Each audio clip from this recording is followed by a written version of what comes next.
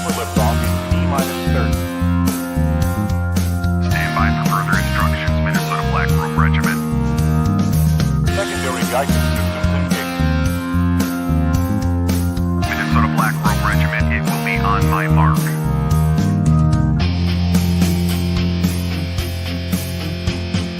All systems are a go.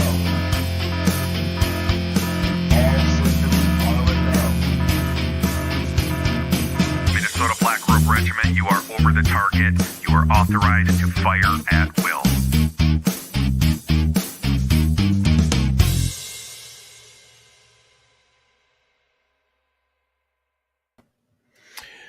Hey, thanks for stopping by, Minnesota Black Robe Regiment. I'm TC, if you don't know. The reason I say that is somebody pointed out that they've been watching and they didn't know what to call me. I forget. Not everybody knows who I am because I'm not a big deal, and I should probably make sure that I say my name more often. You guys are in for a treat tonight.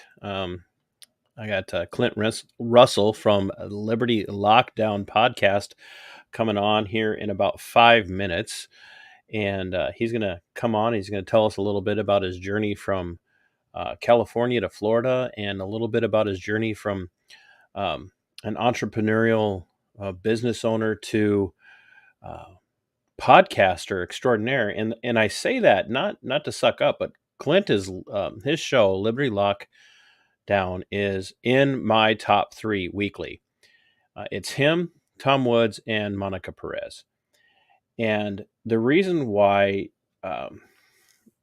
Clint has broke into that top 3 is because of the pure, unadulterated, guttural truth of the things that he has to say. And I'd be crazy if I told you that I agree with every single thing that Clint says. And here's the deal. If you agree with every single thing that a person says, you're probably a sycophant. Hey, Sarah. I think it's worth cutting out of that particular activity to check in. But anyway, you're a sycophant or you're thoughtless. And what I will tell you from having taken a deep dive into Clint's material and his content is he doesn't want people who don't think for themselves. That's literally his brand. He wants people to think for themselves. And I cannot attribute his meteoric rise to in popularity as a libertarian podcaster and thinker and speaker to anything other than the fact that he's pure, he's honest, he's should we say dedicated to his thought process, even when it becomes incredibly difficult by way of questioning. I had an experience yesterday. I was listening to him. He was on with Josie, the redheaded libertarian, and they were kind of having a debate with another individual about a peaceful national divorce. And somebody came on and with an agenda and accused him of being a traitor, being treasonous, and saying, what do we do with people like you? And Clint's flat out response was, well, based on the way you're saying it, maybe you should, have me executed. Now, you're like, well, what's that prove? It proves that he's not going to back down when things are difficult. And I can respect that in any person,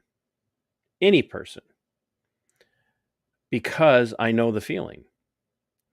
I know what it's like to say, like, I'm going to take a stand on something. I'm going to be bold in my convictions, and I'm going to stand on them, even if it costs me. And so that's why I have grown to admire his content, to make sure that he is in the top of my feed for podcasts. And that's another thing. It's one of the reasons why I do the Libertarian Lowdown is to really get people to start listening, to get constitutionally minded, constitutional originalists, paleo-conservatives, paleo-libertarian types to start paying attention to what's going on in the world around them and see that they have options outside of the status quo, GOP. And they darn sure aren't going to go with the Democrats. And especially in a place like Minnesota or the upper Midwest, a lot of people who consider themselves liberty-minded or, traditionally conservative, small government, small, low government interference, state interference in your life, they feel like their only places to turn are to the Republicans. And what we've found and what we're learning is that that's just not the case anymore. And it hasn't been for a while, because once those scales start to fall off your eyes, you begin to realize that there aren't a lot of places for you to go. And that's one of the reasons why I wanted to have Clint on, and he should be coming on here shortly. It's at 7:30, so we'll see. He's also a very busy guy, so I can imagine if something were to come up, it would be pressing for him. But while we're at it, guys, check out not the content, the merchandise. Make sure that you are that you're especially if you're interested in things like coffee, folks. I have the best coffee. A lot of my friends and followers who watch and pay attention to my content will attest to the fact that the coffee is extremely good. I've got the merchandise. You can go to at MBRR. Excuse me. Let me say that again. You can go to mbrrpodcast@yahoo.com to order, or you can message me on Twitter at Robe Regiment. And I'm going to just continue to fill a little bit of time here while we wait to see if Clint makes it on. You guys know I'm really good at killing time. One of the things that I discovered when I started listening to Clint, was that I'm not crazy. And the reason I say that is that when you do what we do, most of us as we think, and as, oh, Clint's here. I see you, Clint. Give me just a second. When you do what we do, we have a show, we have a podcast. You talk to somebody you work with, neighbor, family member, whatever, and they don't track with what you're saying. You start to feel a little crazy. You're like, oh, maybe it's me. Maybe I have the mental disorder. And then you tune in and you listen to, like I said this when I had Scott Horton on, and when I met Scott face to face here in Minnesota at the Defend the Guard rally so many months ago. I told Scott, flat out, like, dude, I thought I was crazy until I started to read your stuff and listen to you. And that was really how I felt with Clint. It was like, wow, here's a guy who's been through it, and he's gave up a lot, and he's still saying the same things that he believes, even though he gave up a lot. And that's the thing about a conviction, about a belief, about a worldview. It's not worth it if you're going to say, like, yeah, this is what I believe, and then when the pressure gets put on you, you're like, okay, you know what, never mind, I'm not gonna say that stuff anymore. And it's very easy to look inward, which introspection is great, but then you can get into this myopic navel gazing where you become completely devoid of any semblance of like-mindedness around you. And then like I said, I tuned into Scott, I tuned into Clint, and I was like, whoa, I'm not crazy. Now, that may not be reassuring for Clint, knowing that I think he's not crazy. And then one real quick before I bring him in, just a reminder, guys, my friends Bob and Sue, their son Garrett is a Ranger a Ranger vet. He's in Reston, Virginia right now. We are doing a little bit of a fundraiser with my with my merchandise until the end of April. We're trying to get Garrett home. He's after situation back in the early December where he put himself in front of a vehicle in what we believe was a PTSD related situation. The going's been very tough, but he was able to hold the phone. I'm going to get a little emotional. He was able to hold the phone and listen to his mom talk for the first time since early December. And the medical transportation is working on getting him here, but it's going to be tight. We don't know financially what we're going to be able to do. And they would really like to not have him be in the VA, because if you know anything about the VA, it sucks.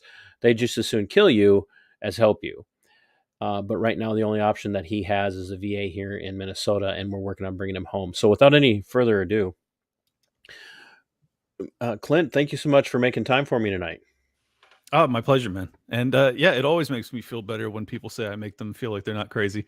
I think if it weren't for my audience, I'd probably still be questioning my sanity too. So I feel you, Well, man. you were in California, so Yeah, I was surrounded by a bunch of people that honestly, like most of the people in my close, friend group and family all had relatively similar worldviews to my own. So like I never felt that out of place. But yeah, compared to like uh the LA San Francisco environment, yes, I definitely I carried values that they found reprehensible, undoubtedly. Like freedom. yeah, heaven forbid. Yeah. Yes. You can be as free as you want to be in California as long as you're following whatever motif they have laid out for the day. So, Yeah. um, now compared to me, a relatively young guy, um, where did you come by your libertarian?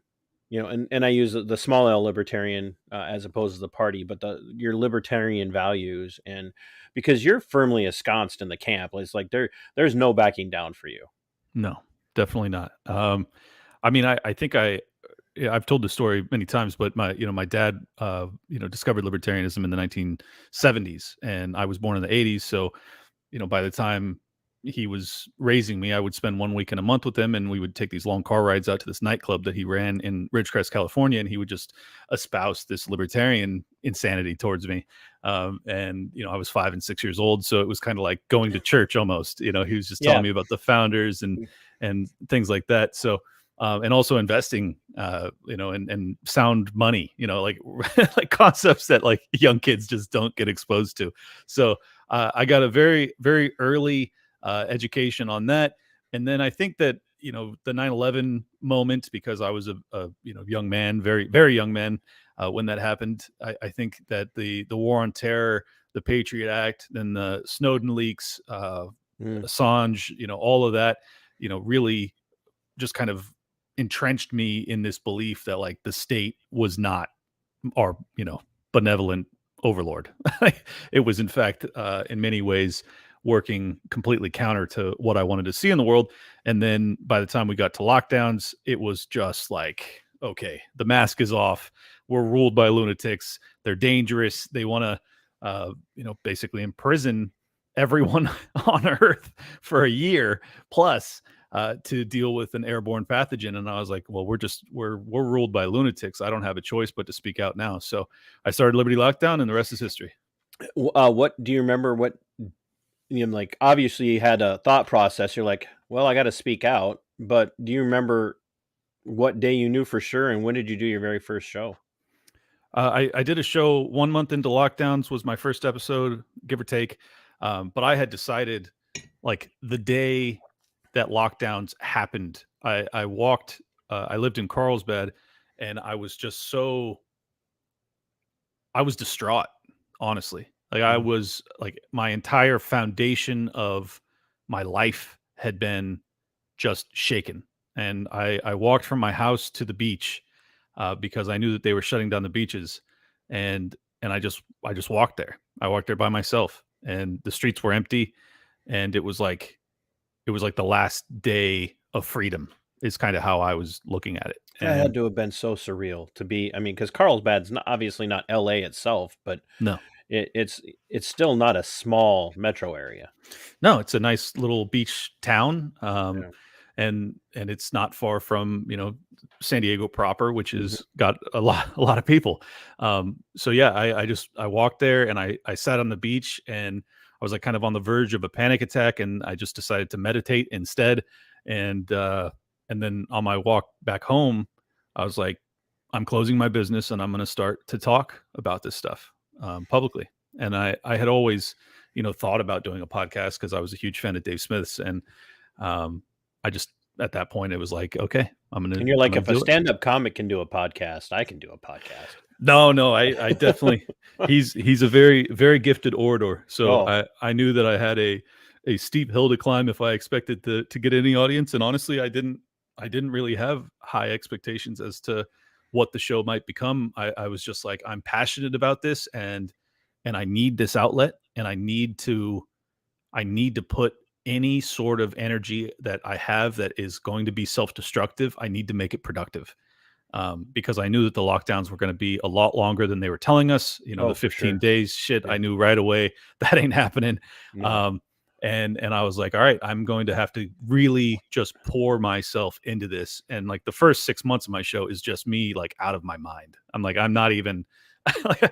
I'm probably very different than the person that I was in that moment. I was in a very dark place. I was just like, wow, the whole world has lost its mind. And I mean, obviously the world has lost its mind, but I think that I've found my tribe. I've found reasons to have hope even in the darkness. And, you know, in that period, I didn't really have much hope. I was just like, this is going to be terrible. Yeah, my very first day was April 25th of 2020, and you know, I literally started to go do man on the street interviews at lockdown protests and whatnot here in Minnesota, and you know, because Minnesota has been, you know, referred to as California of the Midwest, and it really was. Our governor is lockstep with King Gavin, Yep. and I had no idea that anything was going to come of it. I just like, I'm going to start the channel. I'm going to go out and talk to people. And it was, you know, for me, I mean, clearly I don't have the size of following that you have, but even when I hit my first 100 or 500 people, I was like, people are paying attention, which was, you know, at that point you didn't know who was paying attention. You didn't know if they were on your side or not, you know? Sure.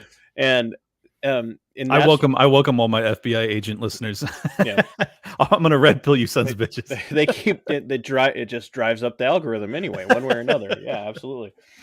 But I just remember that exact feeling was like the world that the nation, the republic that I, you know, served. I was in the military. You know, and I've told you, you know, I've, you know, referenced before, I was in the law enforcement career field for almost 13 years.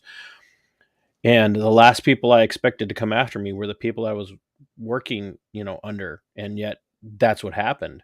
So I know what you mean with like that really dark feeling of like, what in the hell is going on? What is happening? Yeah. To, you know, um, And they labeled, you know, people that were opposed to the lockdowns as, you know, terrorists, potentially, terrorists, you know, yeah, or absolutely. biological weapon, you know, transmitters and all sorts of just insane things. And then they called us racist too, you know. And I was like, it's like, well, first off, just being a Trump supporter doesn't make you a racist, but I'm also not a Trump supporter. So like this is a doubly insane thing to say about someone like me.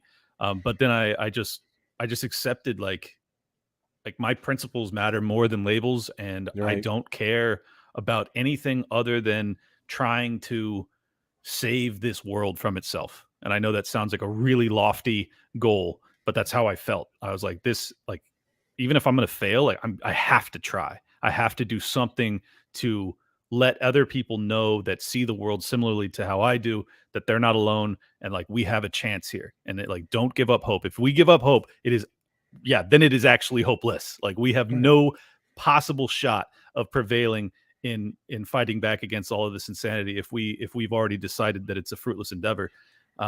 So that's why I think, you know, even though I get blackpilled from time to time, you know, I think my optimism kind of is a consistent theme throughout my show, that like you cannot break my will. You can't break my spirit in this fight. Like I'm going to be here until the fucking bitter end. So, and I hope that I'm helping my audience, you know, feel similarly. I hope. And by be here, you mean not in California anymore. So No. But I just mean in the fight, like just not giving up, like not accepting that like we're going to have technocratic overlords, and we're going to have CBDCs, and we're going to have endless wars, and we're going to have, you know, 60+% taxation. We're going to have, the list goes on and on. Like I'm not accepting any of that. Like I'm not going to accept it. So you walk away from a very successful business, and ultimately end up picking up and moving literally across the country. Yep. From one beach state to another beach state. Yeah. From one coast to the other, to the like other coast. Yeah. You could see the Atlantic behind me, and in my early shows, you could see the Pacific behind me. So you pick up and move to Florida, and all of a sudden, success begins to happen for you in a different realm because you were in finance before, correct? Mhm. And then all of a sudden you start to run into some success with your show. Uh, where did you? How can you kind of pinpoint where that began to shift for you? Where that began to change? Yeah, I mean, my Twitter account was really like the catalyst for everything. Like no one would have known that I was doing it otherwise because I wasn't marketing it. I wasn't telling my family and friends about it really. I was just like I had a Twitter account. I was anonymous at the time, and I was just trying to like I didn't even do video. It was just audio only for the first 8 months of my show, and I wasn't even sure that I was going to go public like with who I was. I just wanted to have a lone voice in the wilderness that was screaming out. So, but then I did this debate with a neoconservative, and there was a clip that was circulated by someone, and it was just like a 2-minute rant that I did that was pretty passionate, in defense of veterans actually, and the suicide epidemic that exists within them, and and it was to this neocon that I was debating, and Dave Smith saw it and he commented on it and he said, can I see this whole debate? And I was like, yeah, dude, like you're my hero. Of course you can see the debate. So I I sent don't want you to watch that, Dave. yeah, so I sent him the link, and apparently he watches it, and he says like, man, that was awesome, and I was like, fuck, I never thought that like my hero would even be acknowledging me at all. He does. He invites, he decides that he's going to have like a handful of up and coming voices in our sphere, come on his show, and I'm one of them. Um, and then that obviously kind of gets the show off the ground. I go from 1,000 listeners to 2,000 listeners or whatever, and then it's just been a slow, or I guess by my standards, slow. By It feels slow, right? yeah, by the average libertarian podcast, very rapidly. I've become a fairly popular show in our arena, and I'm just eternally grateful. Obviously, I've had, because I do a guest show, I've had a lot of my heroes that just say yes. They just come on, and that has obviously helped grow the show too, because then their audience wants to check them out, then they hear what I'm about, and then some of them stick around, and that's just kind of how the snowball happens. Well, yeah, you went so far as like you were able to pull the judge in. Yeah, Judge Knapp. I mean, what's really wild about that one is like that wasn't even me. Like his people reached out to me and said like, would you like to have Judge Knapp do a weekly hit on your show? A hit just being like a 15 or 20 minute drop in. I was like, fuck yeah. I love Judge Napolitano. Like I've been watching that guy on Freedom Watch, back on Fox News days. Like he was the one sane voice on Fox News back then. So I was all for it. And then, I mean, the list of my guests is just insane. I've had on so many people that I never would have imagined. And it's been thrilling. It's been surreal. It's been humbling. It's been uplifting. It's been beautiful. Like, I've got no complaints, man. It's just been awesome. Did you find yourself when you started to ask people like, hey, I'm just going to ask. I'm just like, the worst that can happen is they say no. Yeah. Or you just ask. And I got ignored by a ton of people, like, and that's fine, and I mean, honestly, like, I don't even blame anybody. And until you have a significant audience, a lot of people will just be like, look, I can't, I only have so much time in my life. I can't dedicate time to a show that's only going to do 100 views. Like, I get that. But now that I do, 10,000 plus per episode, it's like, well, then, that's probably worth your time. And that's kind of how your show grows from there. And then once you hit 20,000, well, now you have a whole nother tier of, famous people. I think I have 3 episodes combined might have 10,000 views. So, well, I mean, look, I as I said, there's a lot of kismet, a lot of just luck and fate and passion and a whole bunch of shit that went into getting to where I got. But I'm grateful as hell. What do you, for you, as you look back over the last few years, because we're coming up on, we're about 7 days away from 2 weeks to flatten the curve nationwide. But as you look back over the last 3 years, what did you perceive then as being the biggest threat to the republic, and how has that changed for you in those 3 years? What do you now see as being the biggest threat? Or is it the same?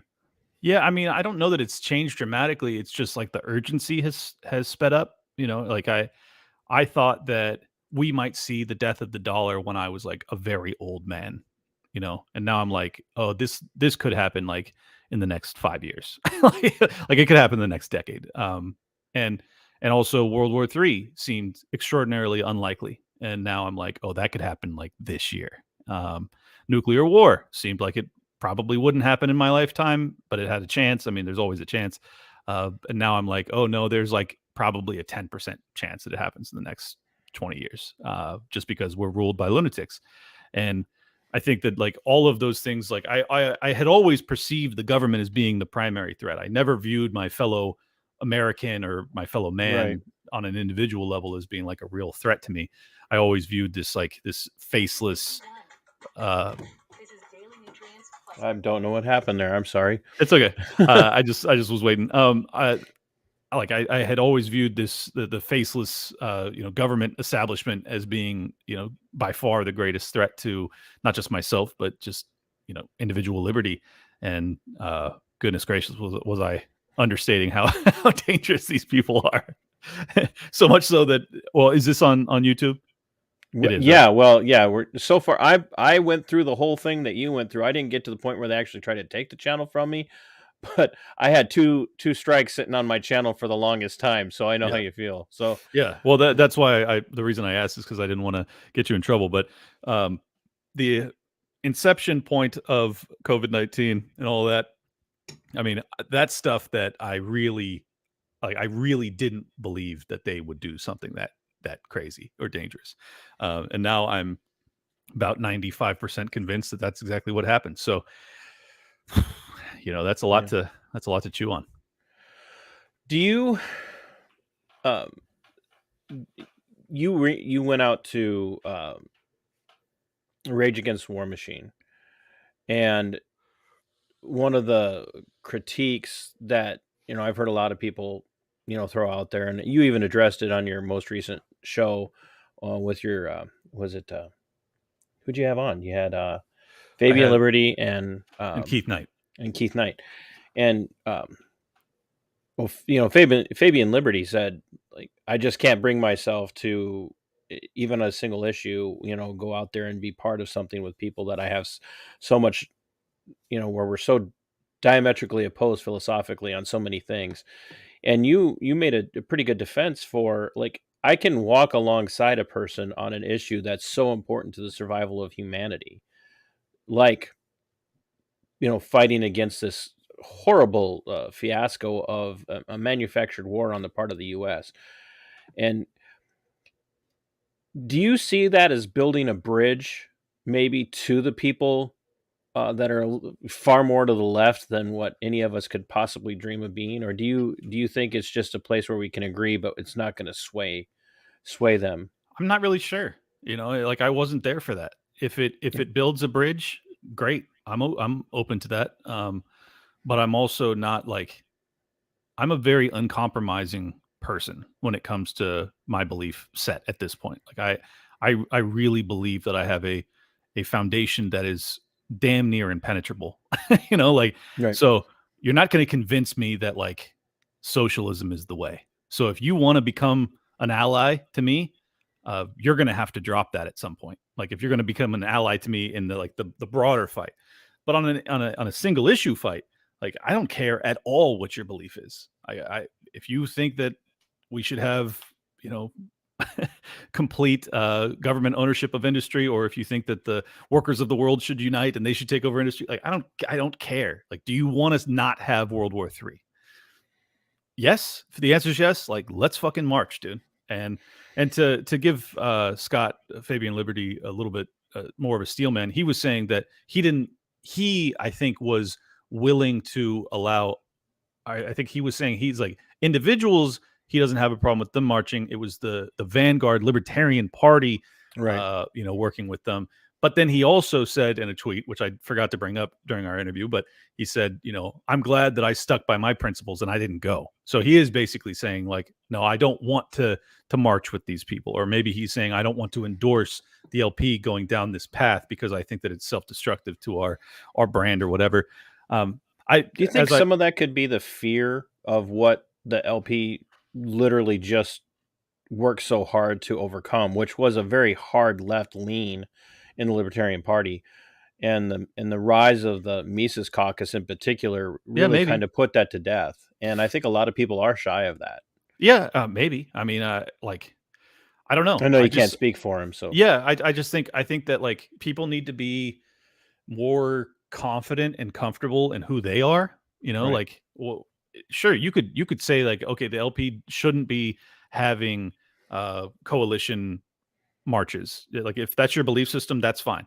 But at the same time, like, should you be out there marching to try and prevent nuclear holocaust and World War III? Like, fuck yeah, you should. So, right.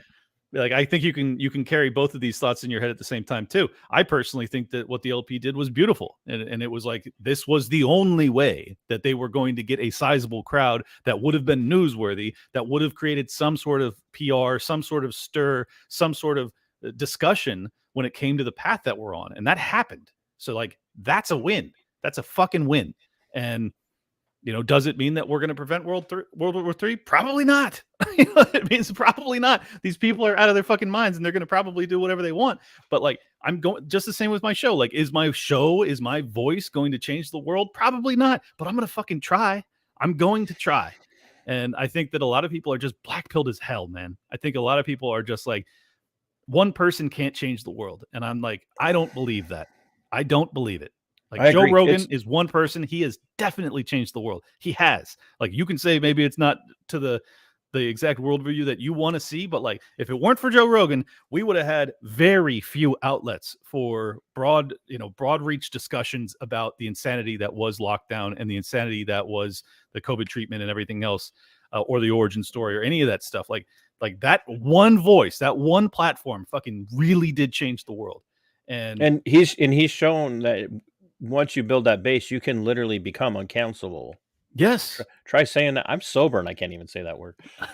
Uncancelable. Yeah, he did, man. And granted he's on Spotify, and granted he got a fat contract, but they were because of who he is. Yeah. Well, but I'm saying, like, even if they were to fire him, like, he's got a RSS feed that's going to reach millions of people. Like, it's going to happen. He's not going anywhere. So, and I think that that's like, we need more voices that are on that level. And I'm not at all expecting that I'll be one of them. Obviously, I hope I am at some point, but like, I just want to see more and more and more outlets that are reaching a lot of people that are preaching something that's counter to the insane narrative that everybody else is.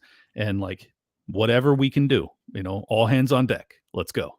And that was one of the reasons I wanted to have you on, is like, I had said this a couple of weeks ago, like, if I can get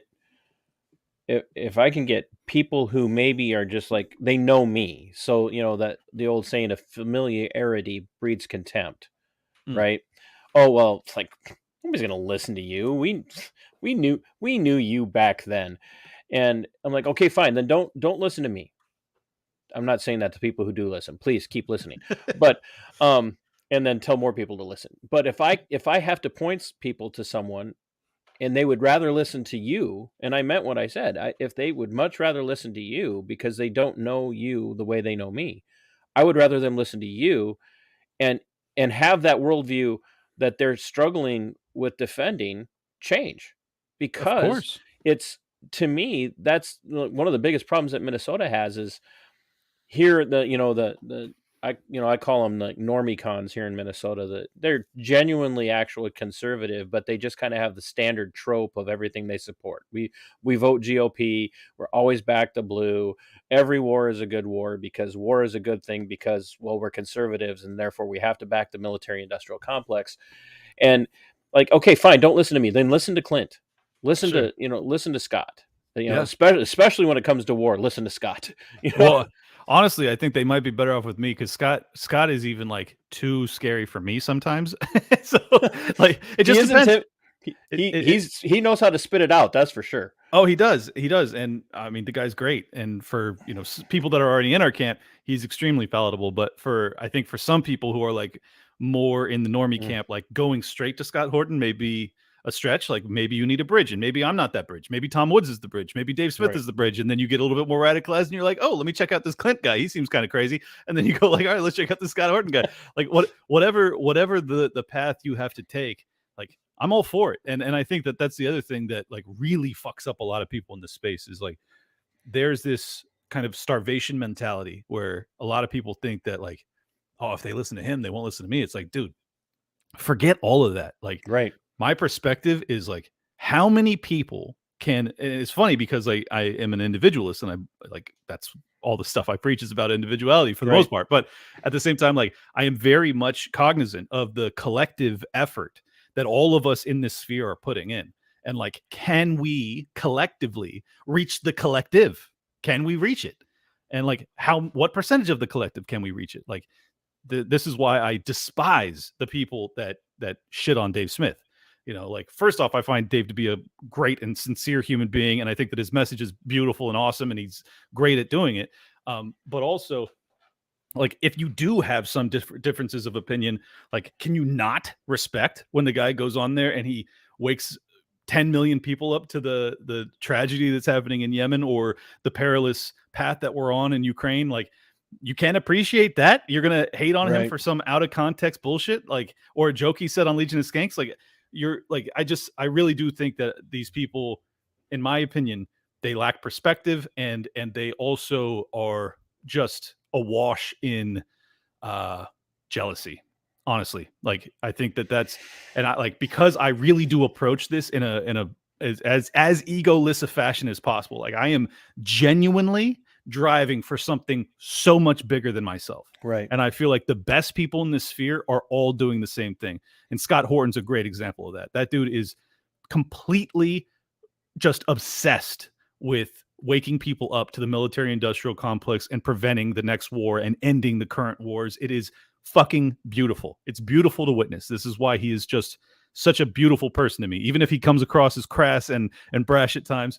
Yeah, you see his book right there. And his books are fucking incredible too. So I think like all the people in this movement I look up to, Ron Paul included, like they all carry something that's bigger than themselves. It's so much bigger than themselves. And like I will fucking die trying to do a similar thing. Like I want this to be bigger than me. I believe it's bigger than me. And my focus will always be on something bigger than, my show. Like who gives a shit? Like I just want the world to be more free. Right. I want to be respectful of your time, and you said, "Hey, can we do 30 minutes?" And so I'm completely down with that.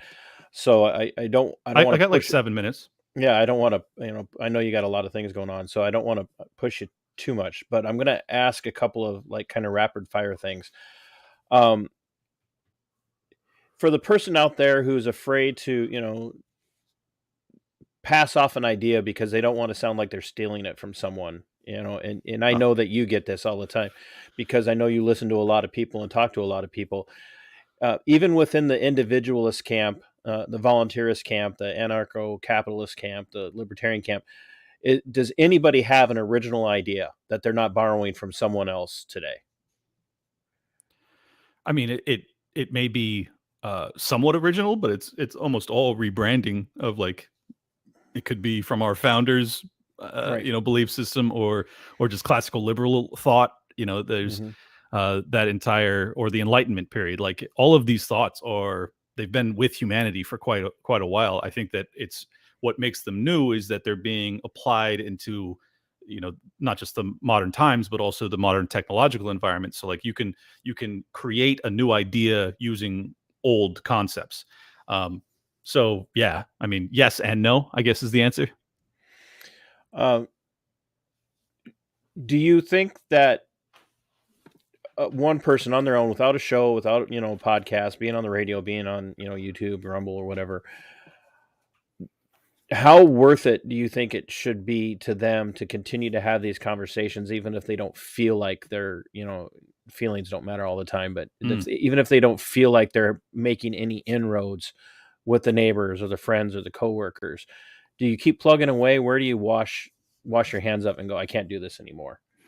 I think it's that's all going to boil down to the individual and how, you know, how committed they are to the belief system that I hold. You know, and also, you know, how adversarial is it becoming with your friends and family and coworkers? Like, if you're starting to burn bridges and lose, you know, important relationships in your life because you just can't shut up about these ideas, yeah, maybe you should, you know, slow it up a little bit.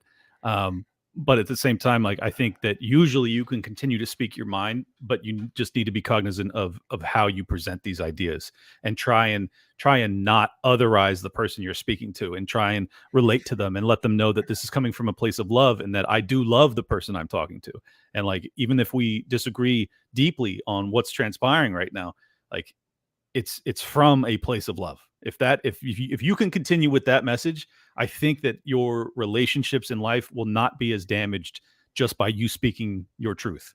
And I think it's very important that people find a way to do that, and persist and consistently do that, because we need way more people telling the truth in a world that is awash in lies. Like, it's just lies everywhere. So I would encourage people to try and find a way to maintain the courage to tell the truth. In everything that you sacrificed, giving up that very lucrative business that you had going on in California, moving across the country to Florida. You poor thing, by the way. I feel so bad for you. As Hey, another I did have to leave all my friends and family. It wasn't just as another winter storm gets to set in that I have to drive to work in the morning. My heart just breaks for you, brother. All of that sacrifice that you've made in the building of your own platform, and making these connections with some big names and people and unknown people. How many people having their minds change makes it worth it? I mean, a lot of people would say one. I'm not going to lie. Like, one wouldn't be enough, because I had changed, you know, dozens of people's minds just in my personal life. Right. You know, so like, I'd say 1,000.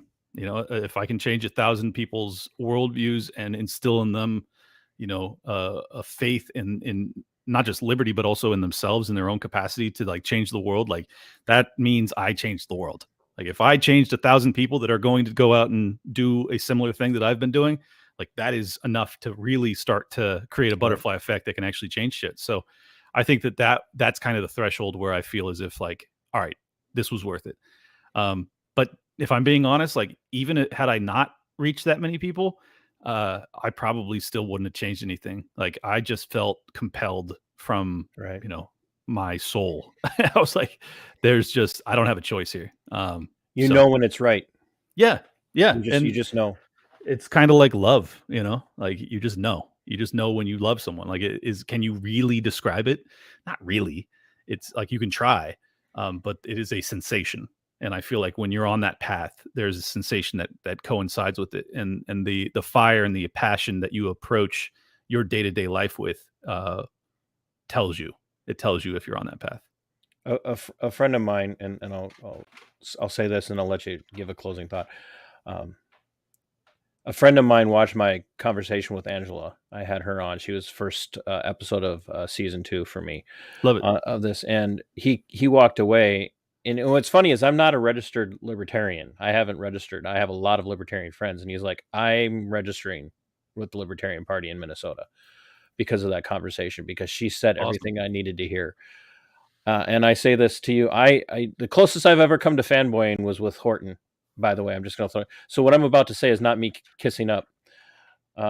You have come the closest to getting me to take that dive. Oh, thank you. And I mean that, because I was a dyed-in-the-wool, you know, GOPer for years, even when it wasn't popular. Wait, it's never been popular. Yeah, I was like, not really. Yeah. Even when I was in high school, that's how weird I was. I was a co-vice chair of my county party, you know, for some time years ago, and walked away just out of frustration over some other things. But I'm like, I don't think I'm ever going to be able to do a political party again. And you have come the closest to convincing me, just through your dogged determination to see the world changed. And so if that time comes, it'll be you that's probably pushed me over the edge. That's awesome, man. For better or worse. Yeah, for better or worse. I mean, that means a lot to me. But honestly, like, I've never made a point in my show of like driving people to sign up for the Libertarian Party. Which is exactly why it's been that way for me. Oh, interesting. Yeah, it's kind of the soft sell. It's like I'm not telling you to, but like, hey, if you share my worldview, this is the political vehicle that you ought to be considering, and it's true. Like it's just clearly true. Whether or not it'll be efficacious, time will tell. Who knows? But I think that especially if you're the type of person that's like concluded, I'm just done with politics. Like I'm not going to vote anymore. Well, then why the fuck not? Like if you've already bowed out, like certainly you should be voting for the Libertarian, unless it's a bad candidate, which is still possible, obviously. But that means a lot to me, man. I'm glad that I was able to convey my belief system in a way that didn't seem like I was selling anything, because I'm other than liberty, I'm really not selling anything. I just want people to like have the love and passion for it that I do. Yeah, that too. Yeah, you can't sell that. Exactly. So give my Minnesota audience who maybe is teetering on the brink of saying, I'm done with the Minnesota GOP, I'm done with the national GOP, because obviously, I'm going to, the only people who aren't conservative or maybe libertarian minded in my camp that watch are the hate watchers, or the FBI. And so give them the kick in the shorts, in the soft sell sort of way, to get them to start looking at the Minnesota Libertarian or the Libertarian Party as a whole. Well, I mean, here's the thing, like whether they decide that they ultimately want to vote GOP, I think that boils down more towards like, do you honestly think your vote is going to change the outcome of that election? Like, do you? Because if you don't, which it won't, let's just be honest, like your single vote's not going to change it. So I think that it's more of a principled stance, and it's also more of, in some ways, more of a practical one to say, like, even if I decide last minute because I'm in a swing state and I think that my vote, on the fucking infinitesimal chance that my single vote in Minnesota might decide that Donald Trump will be president over Joe Biden, like if that's the case, okay, go ahead. But in the interim, I would recommend that you sign up for the Libertarian Party, you become a dues paying member, you attend some of our events, you see if you feel as if there is more passion and something closer to the worldview that you actually hold. And if that's the case, maybe it's something that you ought to be involved in.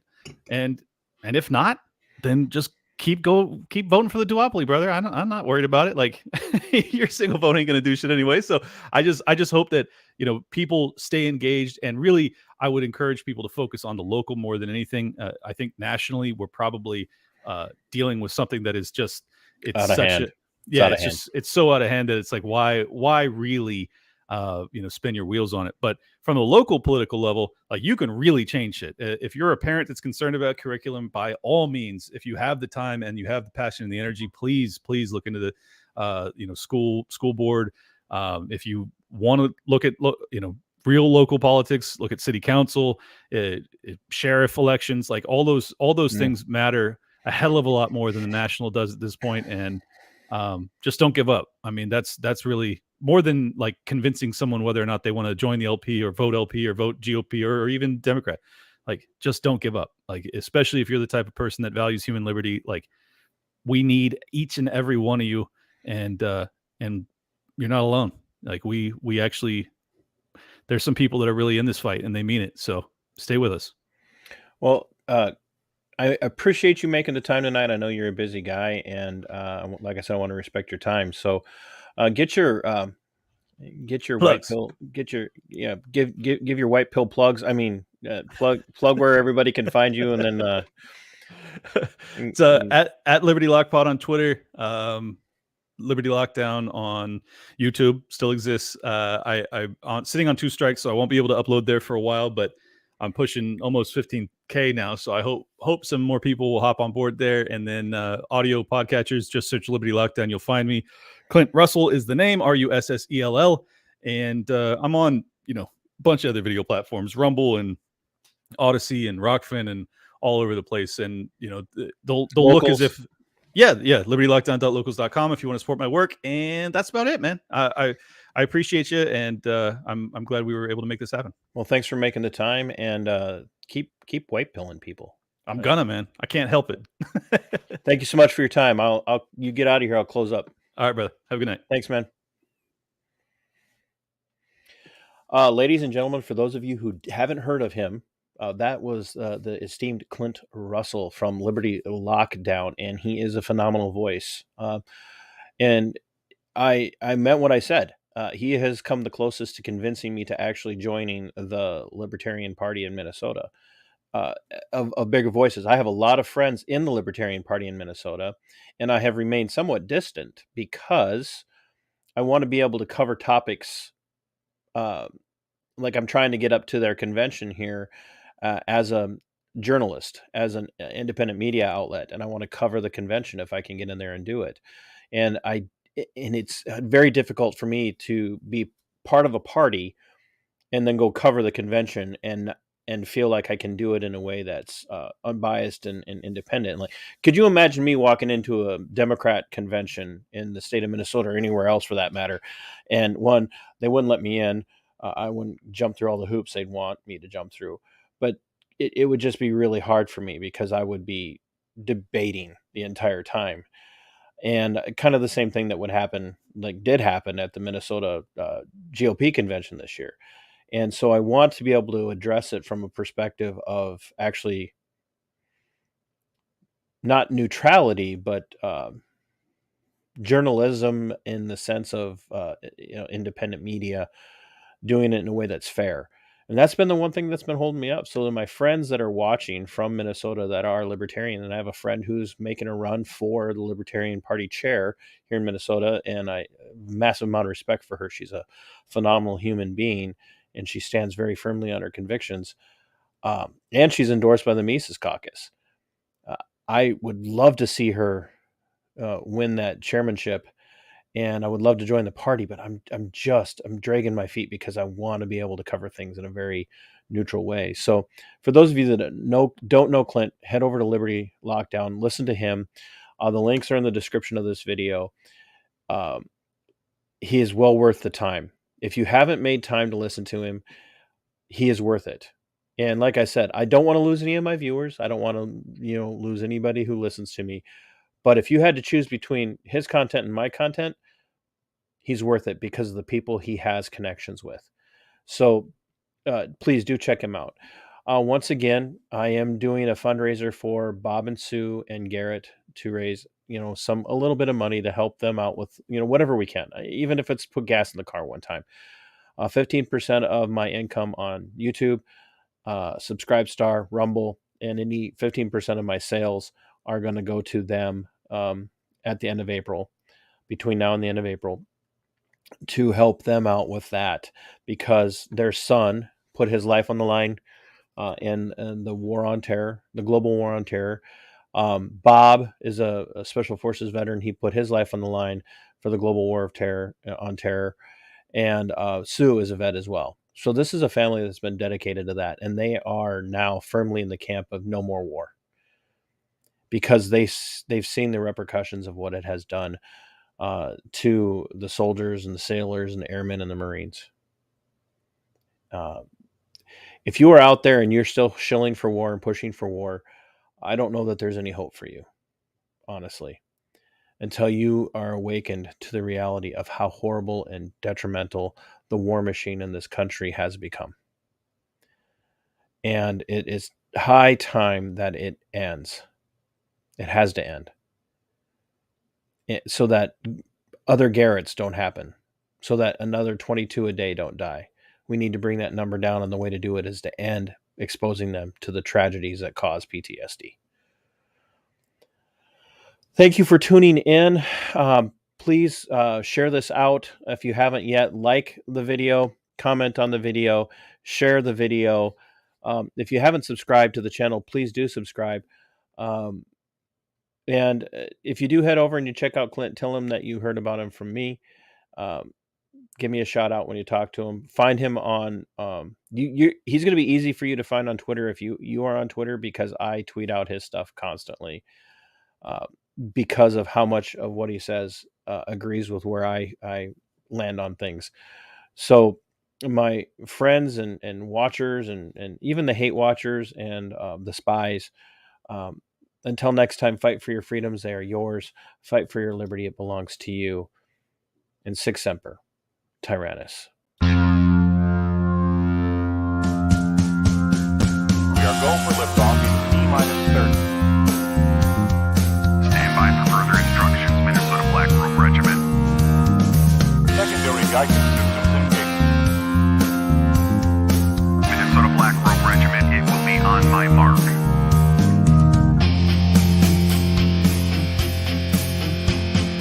All systems are a go. All systems are a go. Minnesota Black Robe Regiment, you are over the target. You are authorized to fire at will.